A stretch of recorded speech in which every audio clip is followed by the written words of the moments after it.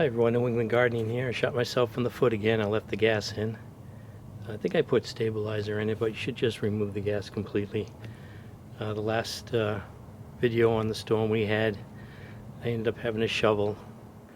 Broke my back doing that, and the next day it was gone because we had like in the 50s the next day. But need to get this started for the likelihood. Is today the first day of winter? I forget. But you know, chances are going to get a storm. It's just a matter of time. And I want this up and running. I don't want any surprises. Now, I took this apart once before with the carburetor rebuild kit.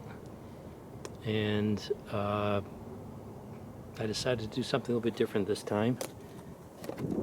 Instead of nickel and dime putting parts into the carburetor and removing the carburetor and cleaning it and not knowing whether or not it's going to fix it, you know, putting the carburetor back on, I just bit the bullet and I bought a new carburetor.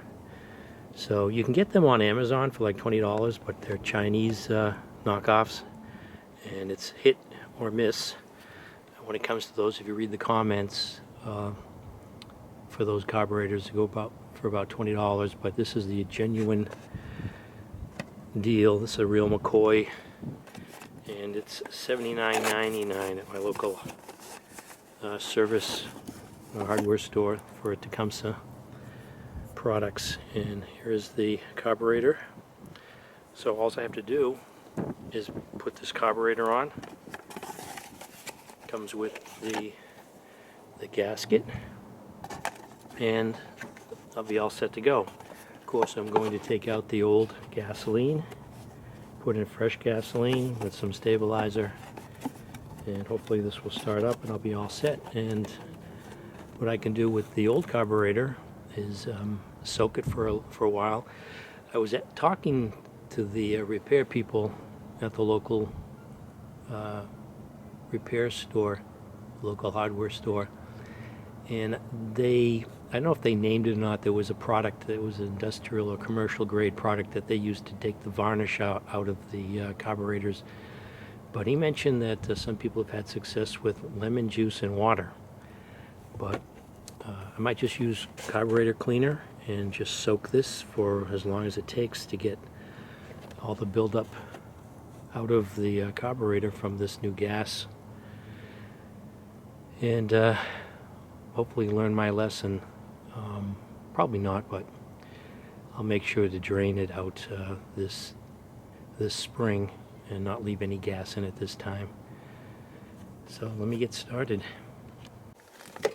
So let's get the gas out. You know, someone made a comment once I read it. It made sense and was pretty obvious and simple. Is that you don't need to fill up the gas tank completely. Just fill it up the amount that you might need, and if you need more you can always fill it up again. Same thing with purchasing gas. Just because you've got like a 3-gallon storage gas container, you don't need to fill the whole thing up completely. So I got the shut off. I think there's still going to be some gas coming out of this. Take these clips off here.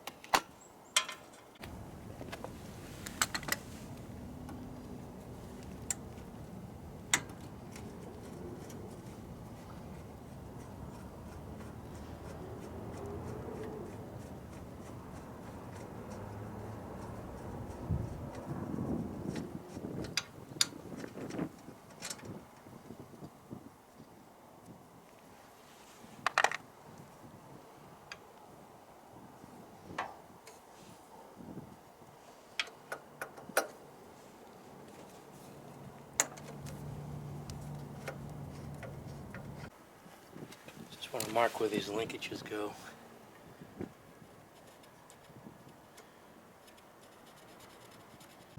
Now this is the primer bulb hose. And she just comes off.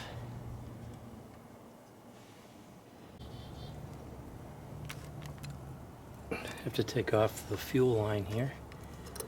Take this clamp off. Move it up. Man, getting this hose off is a pain in the butt. So I got the carburetor off. Let's get the new one on.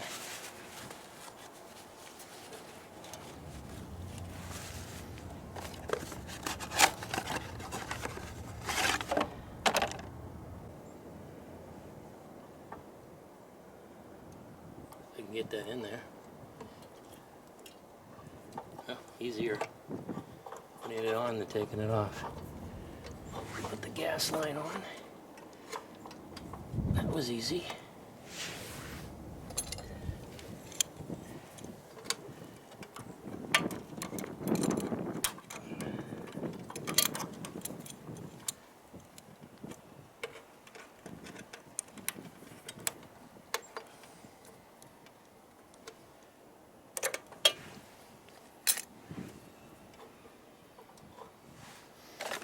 Don't forget the gasket.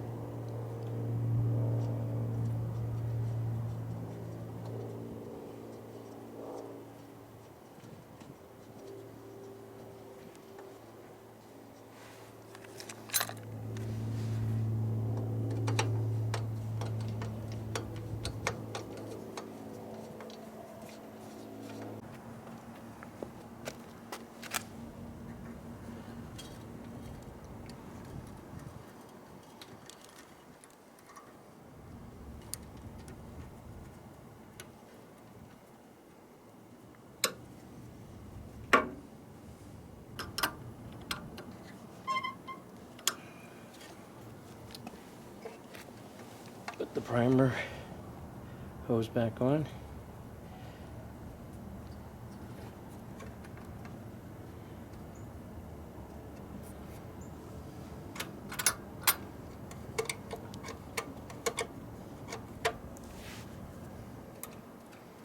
Should be all set. Oh, there is something else I forgot, and that's that bracket right there. Just realized that. So this goes on here.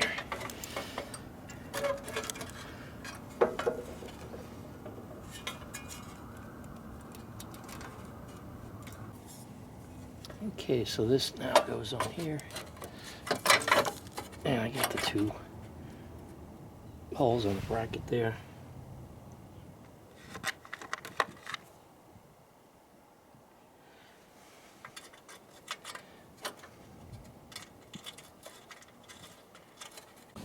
Okay, I've got some fresh gas here, some gas stabilizer.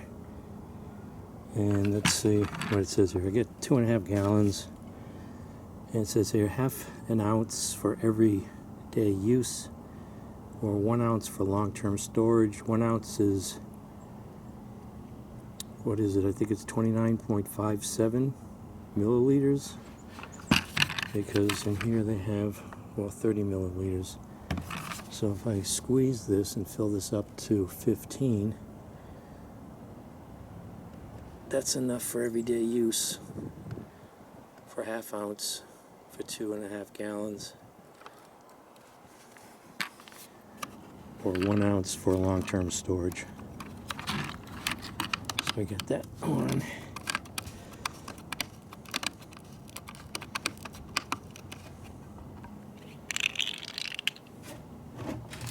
Put that in here.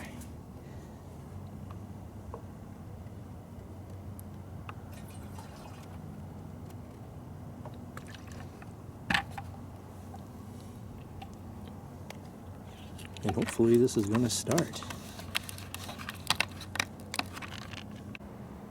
So let's see if this thing starts.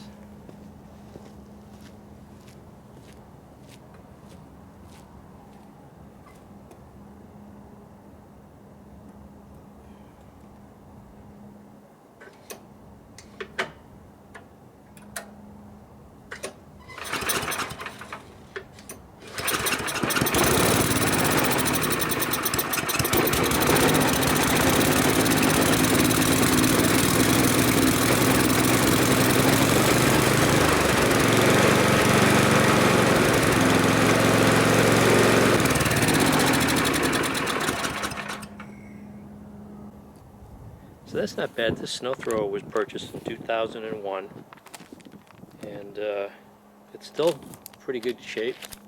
Just starting to get some rust. It's an 824, so it's an 8 horsepower and a 24-inch wide cut.